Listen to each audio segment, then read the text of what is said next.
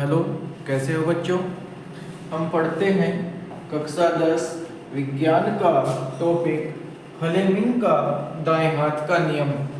Fleming का दाएं हाथ का और बाएं हाथ का नियम लगभग दोनों सेम से हैं, पर थोड़ा सा उसमें डिफरेंस है। और डिफरेंस क्या है?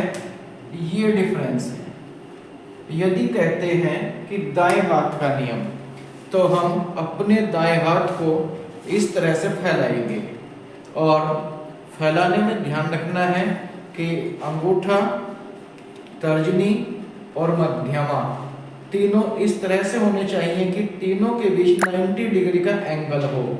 यहाँ पे देखिए, अंगूठा और इस उंगली के बीच 90 डिग्री का एंगल है। तर्जनी उंगली और मध्यमा उंगली दोनों के बीच यहाँ पे भी 90 डिग्री का एंगल है। यदि हम अपने हाथ को इस प्रकार फैलाते हैं तो अंगूठा चालक में लगने वाले बल की दिशा को बताएगा और तर्जनी अंगुली चालक पर जो चुंबकीय क्षेत्र है उसकी दिशा को बताती है।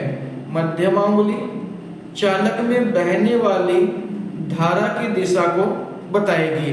तो इस प्रकार ये फ्लेमिंग का दाएं हाथ और बाएं हाथ का नियम हम डिफाइन कर सकते हैं।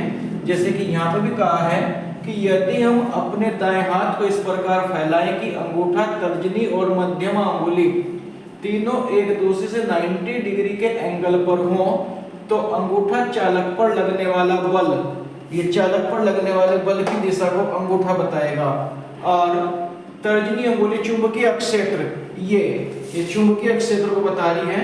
और मध्यमा अंगुली चालक में बहने वाली धारा को बताएगी।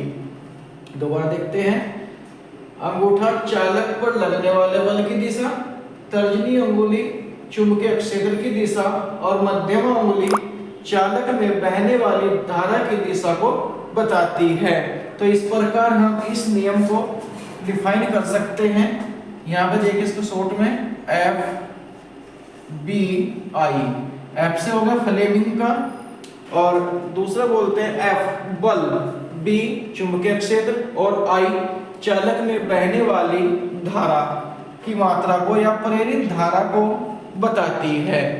इस क्वेश्चन के लिए बोर्ड परीक्षा में 5 नंबर निर्धारित किए गए हैं। आशा है कि आपको दी गई जानकारी समझ में आई होगी। इसी तरह के वीडियो के लिए आप चैनल को सब्सक्राइब करें। साइंस क्लासेस BCC पर नई वीडियो के लिए आप सब्सक्राइब करें। धन्यवाद।